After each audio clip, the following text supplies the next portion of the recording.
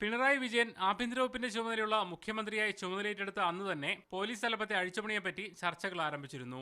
ബാർക്കോഴ കേസിൽ ഉൾപ്പെടെ വിവാദ നിലപാടുകളുടെ പേരിൽ വിമർശവിധേയനായ വിജിലൻസ് ഡയറക്ടർ ശങ്കർ റെഡ്ഡിയെ മാറ്റുമെന്ന് ഏറെക്കുറെ ഉറപ്പായിരുന്നു.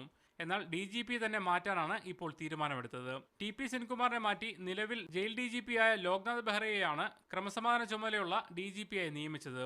Police housing and construction corporation MD എന്ന താരതമ്യേന അപ്രധാന ചുമതലയാണ് സെൻകുമാറിന് പകരം നൽകിയിരിക്കുന്നത്.